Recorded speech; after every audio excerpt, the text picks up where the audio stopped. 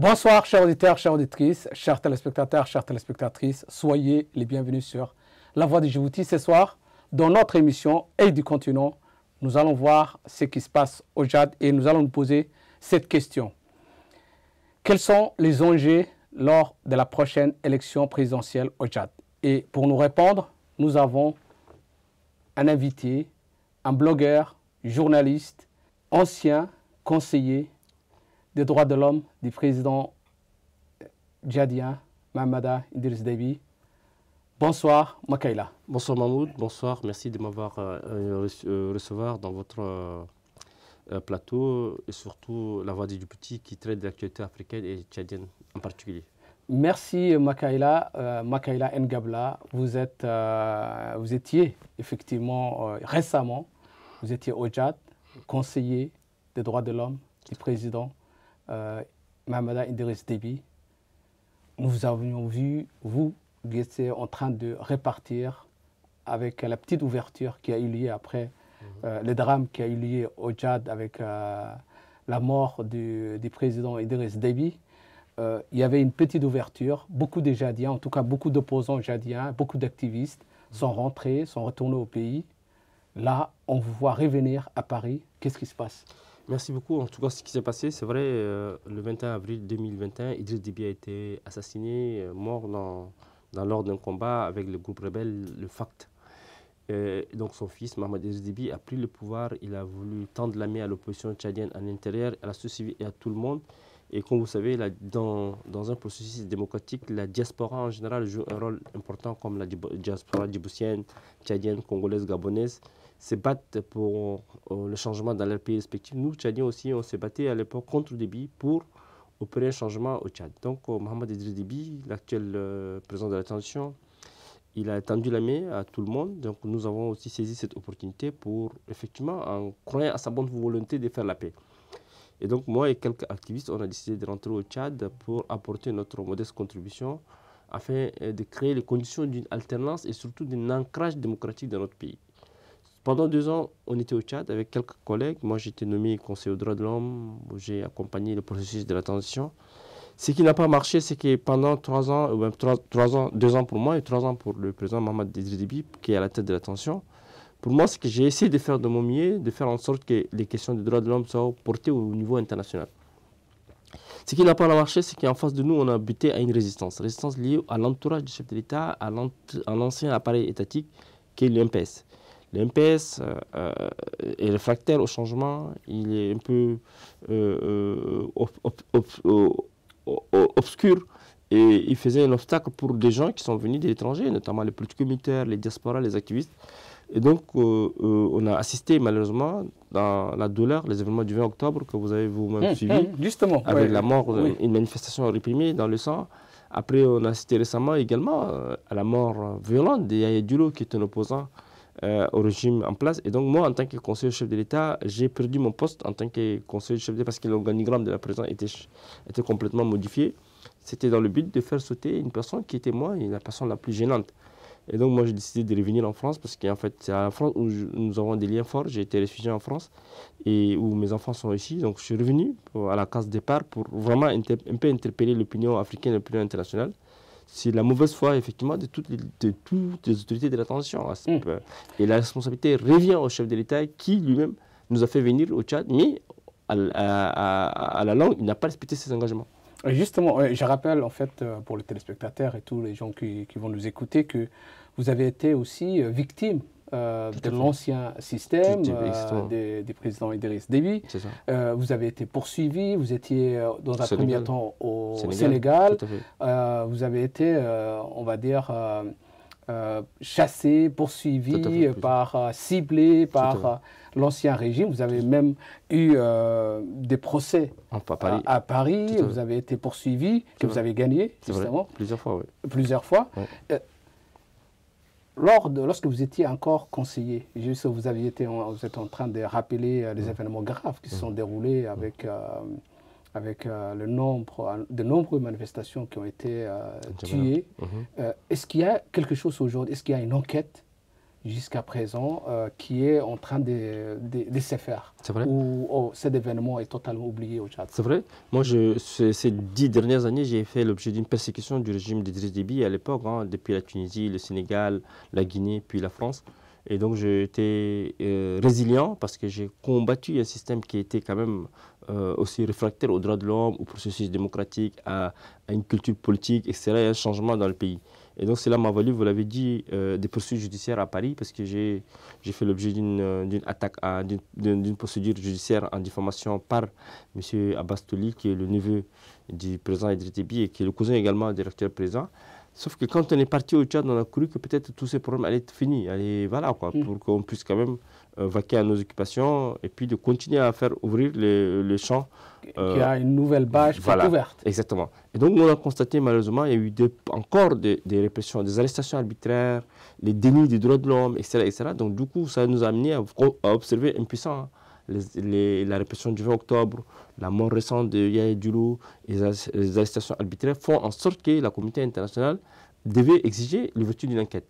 Sur le 20 octobre, M. Succès Masra, qui est aujourd'hui rentré et qui est devenu lui-même Premier ministre de cette transition, semble avoir signé un accord avec le pouvoir en place où tout le monde a été amnistié. Les auteurs des crimes ont été amnistiés, de même que les initiateurs des manifestations. Ça veut dire que les manifestations étaient perçues par le président Mahamadou Idriss Déby comme une insurrection contre son système. Et donc, est-ce qu'il y a eu un deal entre M. Mahamadou Idriss Déby et Succès Masra?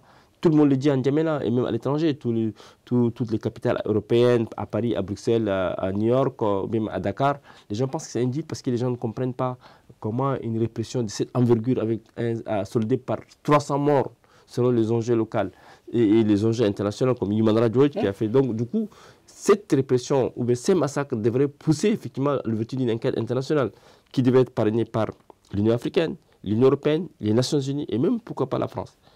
C'est un silence radio. Maintenant, après 2 ans de transition, on vient encore tuer un opposant qui est Yahya Dioulou. Et qui maintenant, on a entendu le Premier ministre Succès Masra qui était dans l'opposition. Aujourd'hui, il est aux affaires. Il est à la tête d'une transition. Il a lui-même dit officiellement dans les médias internationaux que la mort de Yahya Dioulou devait inciter à l'ouverture d'une enquête indépendante. Donc aujourd'hui, ça fait 1 mois. Il n'y a aucune enquête qui a été mise en place. Les gens ont commencé la campagne électorale. Donc, est-ce que Yahya Dioulou la mort de Yahya Dioulou va servir effectivement à ouvrir une enquête ou pas?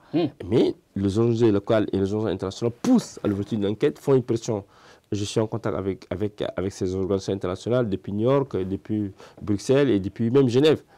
Poussent à l'ouverture d'une enquête sur le cas de Yahya Dioulou et les arrestations nombreuses des personnes actuellement détenues et même transférées dans des lieux très éloignés du Niamey. Donc nous pensons que la question des droits de l'homme, de mon point de vue, reste quand même un défi pour les défenseurs des droits de l'homme tchadiens, un défi pour les démocrates et un défi pour les forces progressistes. Malheureusement, c'est ce que nous constatons au Tchad. Justement, Yahya Dioulou, Betty, c'était le président du Parti socialiste sans frontières, PSF. Oui. Comment ça s'est passé, sa mort? Comment est-ce que c'est le pouvoir tchadien? Est-ce qu'il explique que c'est un accident? Ou est-ce que c'est quelque chose qui est assumé, qui indique que c'est quelqu'un qui a été assassiné, qui a été tué? Ben, écoutez, tout est parti le 27 février dernier où M. Abakar Tourabi, qui est membre intronisé du parti PSF, dont vous avez cité tout à l'heure, qui se trouvait dans la ville de Ména, et puis donc les agents de renseignement ont ciblé une attaque contre cette personne. Il a été agressé par des hommes armés, déporté dans les locaux de l'ANS, l'Agence nationale de la sécurité et d'État, qui est une police politique du pays. Et donc, nous, on a suivi ça depuis Paris. Et donc, il a dû l'avertir sur cette question. Il a tenté d'appeler le directeur de l'ANS pour lui demander qu'est-ce qui s'est passé. Des explications. Ils ont dit, écoutez, envoyez, vous savez, chez nous, au Tchad, tout le monde est militarisé, donc, et armé.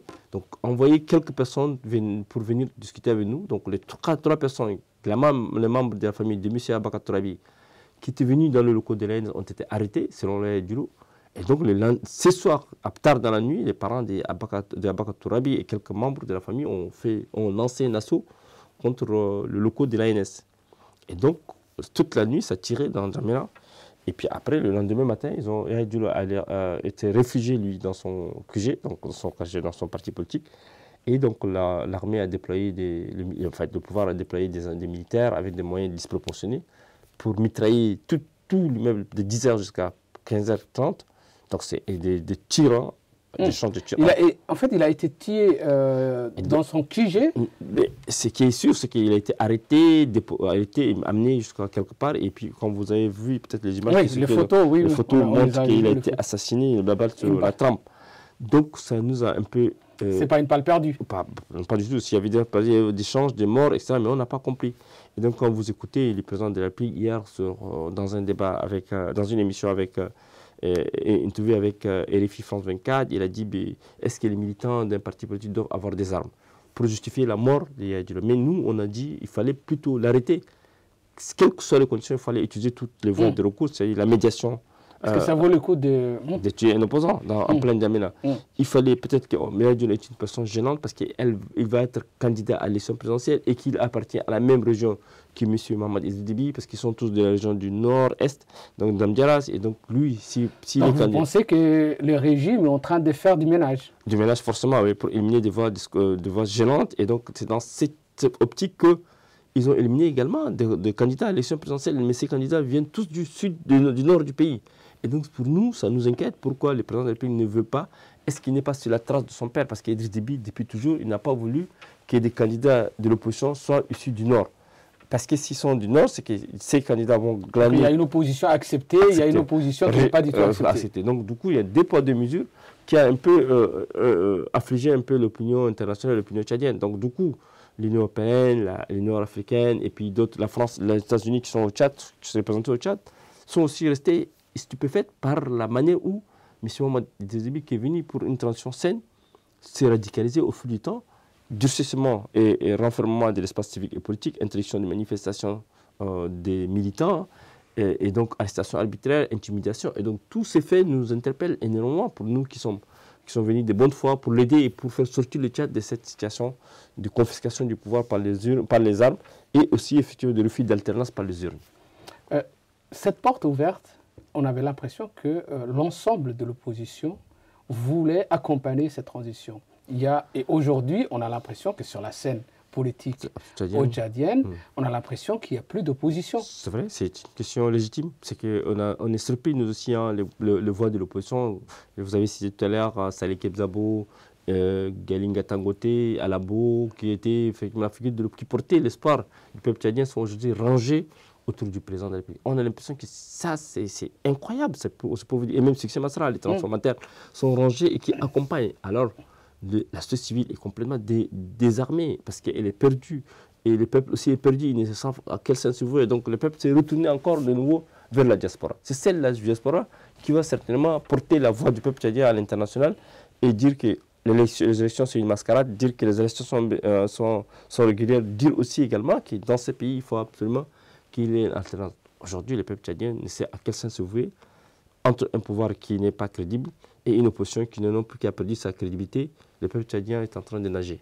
Est-ce qu'aujourd'hui, il y a encore une voie de réconciliation, une voie d'apaisement au Tchad, ou est-ce que vous avez l'impression que le régime s'est raidi davantage et qu'il suit, comme vous avez dit peut-être tout à l'heure, la voix de son père? Justement, le régime actuel, j'ai l'impression qu'il va organiser cette élection, il va peut-être les remporter parce qu'en face de lui, il n'y a pas une résistance. Il faut remporter si le président de la République est conscient et qu'il veut vraiment encore se rattraper, donner la chance.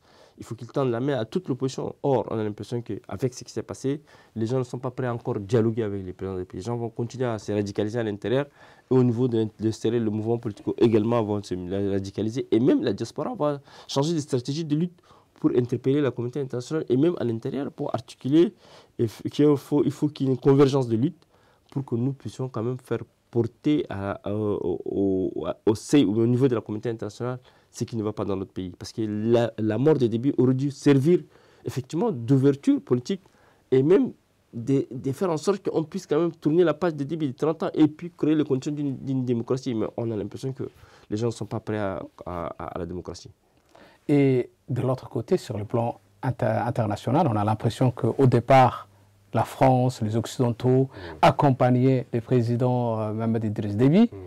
Là, on a l'impression, un retournement de veste et de situations, on a l'impression que le Tchad se rapproche plus à la Russie. Qu'est-ce qui se passe là aussi? Ce retournement de situation est spectaculaire parce que pour la France, pour l'Union européenne, pour les Américains en général, ils étaient surpris. Mais je pense que c'est lié également au changement au Sahel. Vous savez, il y a eu le coup d'État au Mali, au Burkina, au Niger. Tous ces coups d'État réunis et puis les rapports de force entre la France et ces États-là qui étaient des précarés français, hein, vous savez. Et donc, avec le départ des forces françaises sur le Sahel, M. Mohamed Idriss Déby voudrait imiter ces pays qui sont, au nom de souveraineté, au nom du panafricanisme, veulent vraiment rejeter la France en bloc. Or, avec la France, moi, je pense que nous avons des liens historiques. Nous avons un passé commun. Nous avons des valeurs à partager, donc la démocratie, l'état des droits et le respect des droits de l'homme. Faire virer la France du Tchad pour ramener un pays que nous ne connaissons pas, qui est très loin du Tchad. Donc, je veux dire la Russie. Le président, c'est parti, et c'est un choix, pour moi, c'est une orientation politique dangereuse. Le président de la République s'est permis d'aller jusqu'à Moscou, aux yeux au su des partenaires internationaux, donc l'Union européenne, les États-Unis et la France, ont observé impuissants le voyage à Moscou du président, où le président Mohamed Idriss traitait même Poutine de frère. Or, est-ce que ce n'est pas encore une erreur de Paris aussi, de France? La France, elle assume. D'avoir accompagné justement, et aujourd'hui se retrouver dans cette situation. Justement, parce que ce que la société civile française tchadienne reproche et française reproche à la France. Pour la société civile française et tchadienne, la France est aujourd'hui responsable de ce qui se passe. C'est qu'elle aurait dit tous les deux, dès le départ, après la mort du président Déby, faire en sorte que le président il y avait une fenêtre, une ouverture d'une fenêtre qui était là. Justement, il fallait peut-être profiter pour instaurer un régime démocratique. Et garder son précaré dans la solution. Aujourd'hui, la France est acculée par la présence russe. Donc, ils sont déjà en Centrafrique, ils sont au Soudan, ils sont en Libye, ils sont au Niger. Donc, il y a ce qui est le Tchad. Et pour le Tchad, je voudrais juste préciser que si jamais les Russes viennent au Tchad, ça veut dire que le Cameroun va basculer.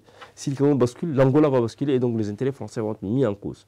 Donc, nous, je suis un observateur de la scène politique tchadienne en tant que défenseur des droits de l'homme, mais j'interpelle la France et j'interpelle l'Union européenne, y compris les Américains, à prendre des responsabilités sur la question tchadienne. Si ces États ou ces puissances ne veulent pas que la Russie prenne du poids dans la sous-région, et notamment l'Afrique centrale, il y a de quoi s'alarmer. Et donc ça veut dire que la présence russe va neutraliser les forces démocratiques, ça veut dire que l'espace civique et politique va être confiné. La présence russe, l'opposition ne peut plus, vous savez, Navalny a été assassiné en Russie. Donc pour nous, il est inquiétant. Donc il va y avoir une vague massive de réfugiés vers la France ou bien vers d'autres pays. Les Tchadiens vont fuir leur pays parce qu'en fait, les Russes viendront que pour piller effectivement nos ressources parce que le Tchad, au nord du Tchad, il y a des gisements énormes d'or et des diamants, tout ça. Donc nous, on pense que vraiment les questions de droits de l'homme vont encore être s'aggraver et puis détériorer complètement. Merci, Makaïla. Nous arrivons au terme de notre interview. Vous voulez, pour terminer notre émission, vous voulez interpeller, vous voulez ajouter quelque chose? Mais justement, je voudrais juste terminer cette émission pour dire effectivement que le Tchad, il se passe quelque chose d'assez important et que la communauté internationale, qui a été toujours un peu timide sur la question tchadienne, sur les questions de droits de l'homme, sur les questions d'alternance, se réveille et qu'elle soit solidaire au peuple tchadien. Sans cela, je pense que c'est ce qu'on appelle la non-assistance à un peuple en danger et qu'il faut que cette caution-là s'arrête et qu'il faut que le peuple tchadien ait aussi l'espoir d'une alternance comme au Sénégal, comme dans d'autres pays d'Afrique. Malheureusement, l'Afrique centrale reste pour moi le verrou d'une sous-région bloquée et qu'il faut absolument dévorer. Et pour dévorer, il faut vraiment soutenir la société civile, les démocrates et forts progressistes. En tout cas, merci Mahmoud pour cette invitation. Et je vous encourage pour tout ce que vous êtes en train de faire depuis quelques années. Merci Makaïla. Un média tourné sur l'Afrique. Merci Makaïla et surtout merci d'avoir accepté notre invitation. Je rappelle juste que la répression au Tchad continue encore. Je rappelle qu'un opérateur économique, M. Ibrahim Hussein Bourna, est porté disparu jusqu'à aujourd'hui. Il a été arrêté depuis 2 semaines. Depuis 2 semaines et jusqu'à là, pas de nouvelles de lui. Tout à fait. Donc la répression va de plus en plus s'accentuer, de plus en plus au Tchad. Merci encore Makaïla et à une prochaine. Merci, avec plaisir. Merci. Je suis toujours disposé à venir. Merci encore. Merci à vous.